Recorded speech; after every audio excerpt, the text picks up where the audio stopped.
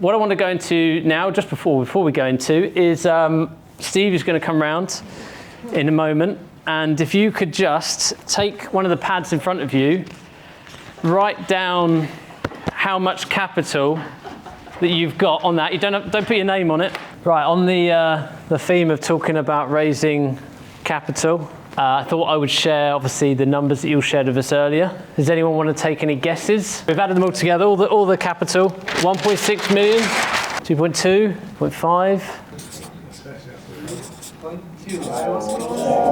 If you round it up.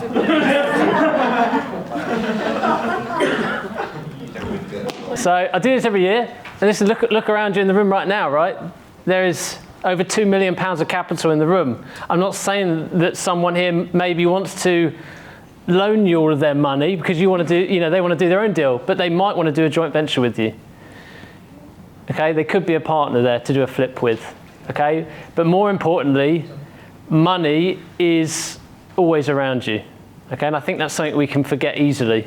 Is that actually a lot of us live in nice, affluent areas. We've got good jobs. That's why we are looking to do what we do. And we actually cross paths every day with people that have 50,000, 100,000, 200,000.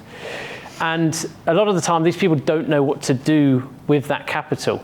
Okay? Some people do crypto, stocks, some people ISAs. But the reality is, the minute that anyone has 50 or 100 grand in their bank, they've been working really hard for it, and that money lands, people then go from the fear of not having money to the fear of losing money, or for it depreciating, or not earning enough interest. Okay?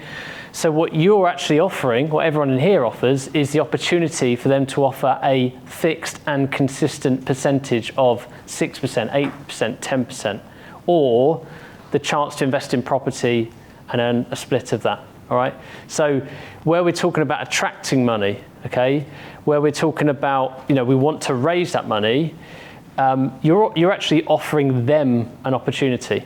Okay. And when I get something now, I'm lucky enough that I've got about 5 people that I always go out to first and offer that opportunity to, because they go, yes, please, because they sometimes just have that money in between accounts and they want for something to invest it in.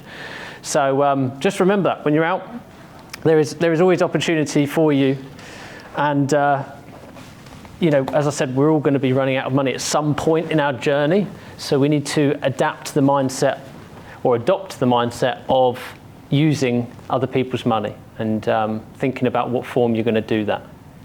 All right.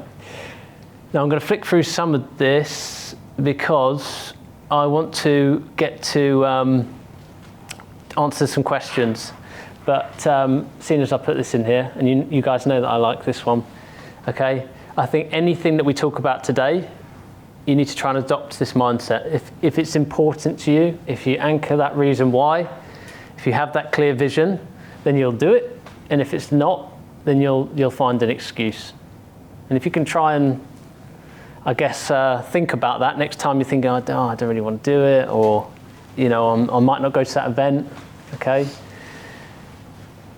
This is what you need to be thinking about, all right? Because you can go away from today having listened and then go home and straight on with life and ignore it.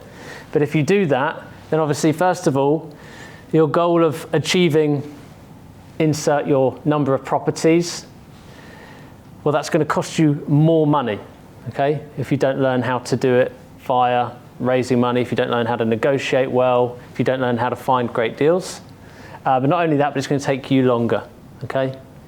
Your goal of achieving the lifestyle that you think of will take you 6 times, 7 times, 8 times longer than you think. Okay, if we go back to what Steve was saying about saving money versus leveraging money, you call the shots. Yeah. And if the shot is you want, for them to put in 100% of the money, yeah. You do 100% of the work, and then you go 50-50, that's what you ask for. Yeah. But if you're doing all the work and you're putting money in, yeah. Then you want to ask for 75-25, you ask for it. You might not find someone willing to do it, but you have to ask for it, try and engage with it as to whether it's possible or not. If I was flipping a deal, then I absolutely would do a joint venture. Whereas when I'm thinking more long term, like you said, I'd probably steer away.